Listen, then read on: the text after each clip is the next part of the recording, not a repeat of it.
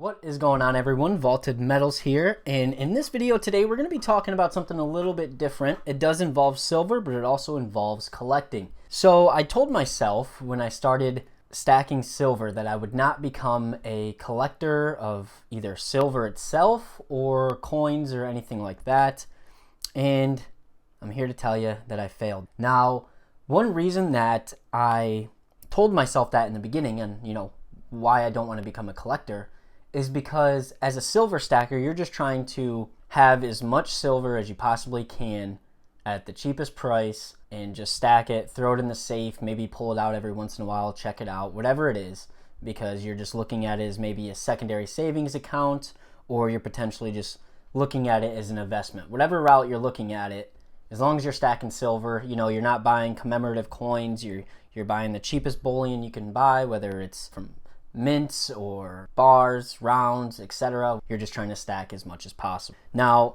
I told myself I don't want to collect because, one, you're spending more money. So when you start collecting, you're spending more money on, let's just say, coins or bullion that aren't really, they're worth money obviously, but they're going to cost you more money. Like, for example, like a graded and slabbed American Silver Eagle, right? Like right now, yes, the premiums are high on them at around like 34 to 35 bucks. Give or take, but for the most part, and then just for a slabbed ASE, you're spending anywhere from $45 plus, right? So, and yes, some people collect them because they like them, they like the grades, and they can potentially flip them in the future, whatever it is, but most silver stackers don't buy those kind of things. I was trying to avoid collecting in any way because, again, you're just spending more money, and it's not always the most sustainable route, but coin collecting is fun. Lately, I have been getting more into coin collecting for the fact of history, essentially, and it makes it fun. So sometimes silver stacking is a little bit boring. I do personally find joy when I buy more silver, and I just look at it and appreciate it for the time being and then toss it in the safe and maybe occasionally pull it out. But sometimes it's nice to get more out of it. You want more joy, right? You want to consistently keep stacking. And if you consistently just stack silver without really giving it any thought, or you're not really researching any of the coins or bullion or whatever it is that you're purchasing, you might be discouraged and it might just get boring to you. And I have had people ask me, what do you do with your silver, right? You keep buying silver, but what do you do with it? I have some just stashed away and it's just like sitting there.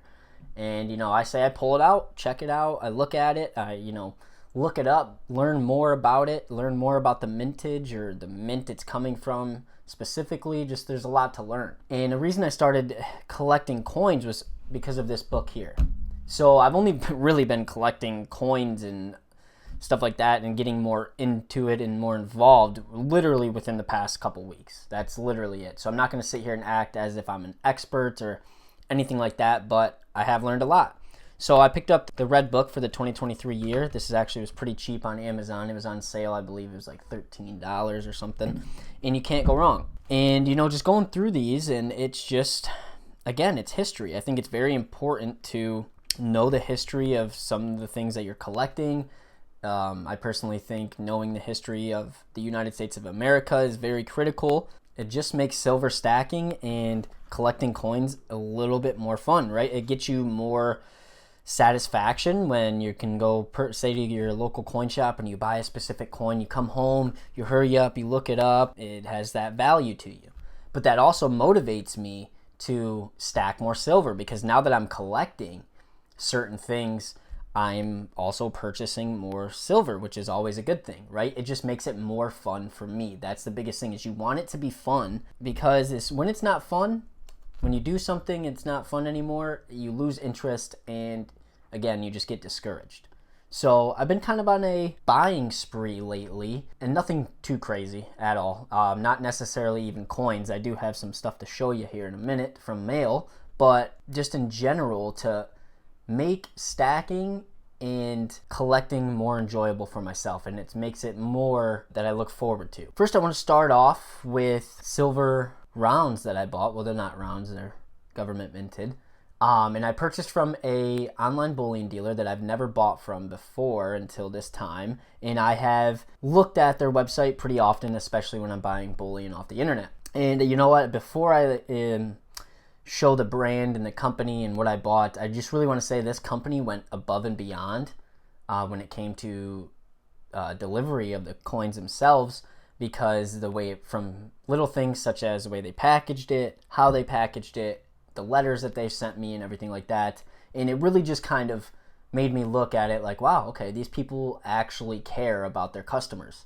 Now, this is not a sponsored video whatsoever, but I just thought I'd take a moment to appreciate kind of those extra steps that they take when delivering a product. So I purchased some stuff from Money Metals Exchange. So they sent me like 2 different envelopes. There's a million different things, but it's just the little things. Like I said, I mean, just random stuff, whether it's like news related, you know, about your order, you know, your confirmation stuff. They just kind of, like I said, they just kind of went a little bit above and beyond, and it's just something that gets you excited basically on top of receiving whatever you purchased. So here's, they even, like I said, sent it in a bag like this, right? It's nice. It's a nice thick bag. I keep some stuff in here, it's my Morgans and stuff like that. But it's just the small details that matter in my opinion, and this is one of them, along with their flips here, right? I mean, they got their logo and everything on it, their number. It's just nice. You know, they could have obviously spent a little less money and just bought plain ones and sent them in plain ones. But, you know, just that extra step again of having your logo and properly packaging. And like I said, I only bought 3 here, but they had them in here, and it's just those little extra steps. So here I finally bought some Australian kangaroos. I've actually never had any of these, and I've been kind of eyeing them for a while, but just kind of waiting for the right time and the right price essentially. Compared to looking at other online bullion dealers at the time, these were the cheapest on Money Metals. Super nice looking coin. I mean, the detail on these is great. And I have Queen Elizabeth, rest in peace, on the front there. I bought 3 of them. I mean, these are just great. So I just wanted to add these to the stack.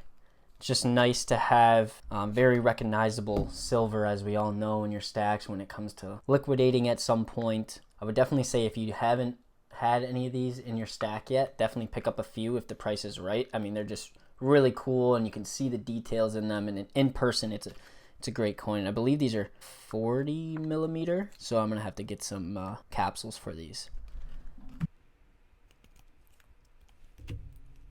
All right, so now we're gonna get into the collecting side and what I've been picking up. Again, I got these in the mail, and I got a few other little things, and I'm gonna explain why I bought them. First up, these aren't really anything crazy valuable. They're actually very affordable. I personally think that if you're somewhat of a collector, or even if you're not, it would be cool to actually just have some of these in your collection or just sitting somewhere around, just because I thought they were pretty fun and cool to have. I had purchased some United States Mint silver proof set, and then just a normal mint proof set. So these are both from my date of birth, 1997.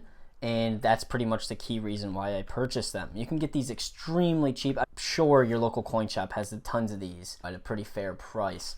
So I don't think that's a bad route. But I wanted them in the original packaging with the COA here. And this is the United States Mint Proof Set in silver. Like I said, this is my birth year. Something that goes a long way, a little bit nostalgic in a way, and something cool to just throw in your safe or collect or give them for gifts. I'm sure you guys all know what they look like, but same thing, just this is just the basic proof set.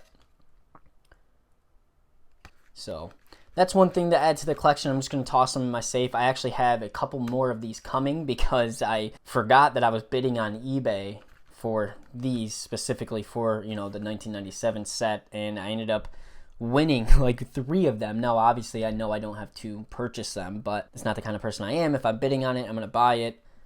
All right, so the next thing that I purchased, well, I guess there's 3 of them essentially.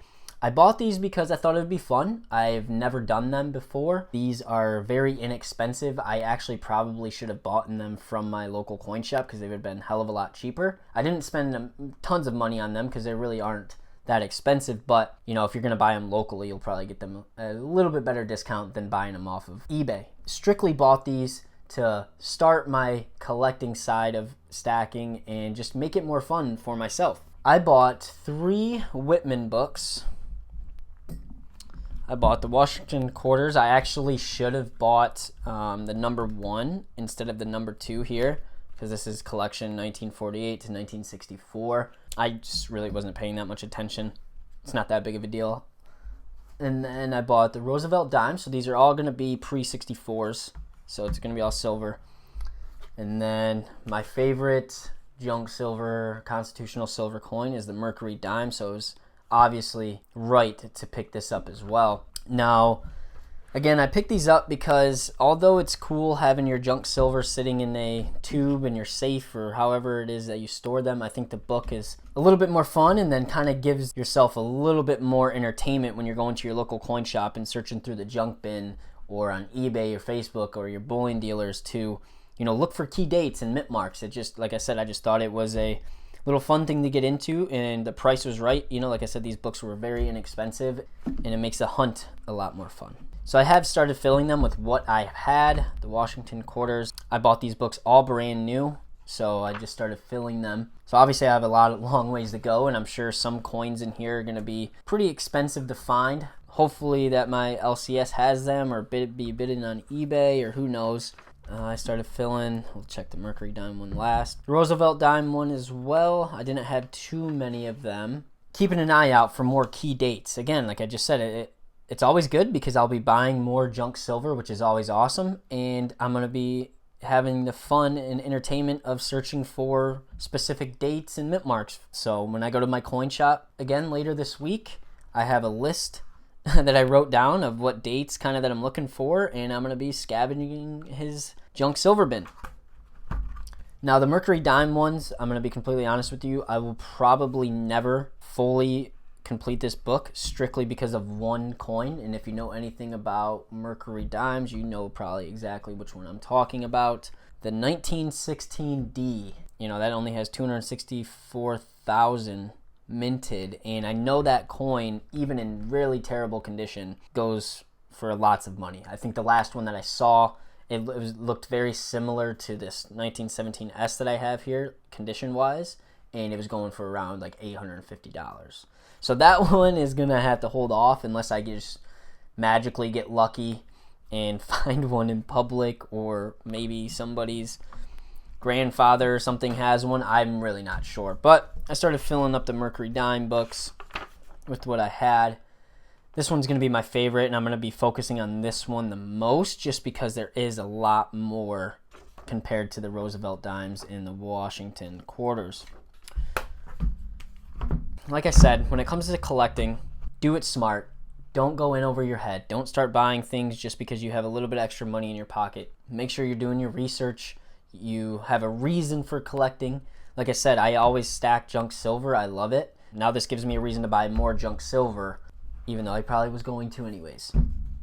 So that was just a quick video on what my mail pickups were and kind of why I kind of went from just a strictly silver stacker to collecting. I want you guys to follow the journey with me. I'm actually going to be updating on my Instagram, you know, me filling these. I'm not going to update every single time I get one coin, but as I go along, I'm going to be updating in all three of these books, and hopefully I can get them filled within a timely manner and just make it fun for myself. So make sure you check out my Instagram at Vaulted Metals. I would appreciate it. You guys have a good one. I appreciate you watching. Take it easy.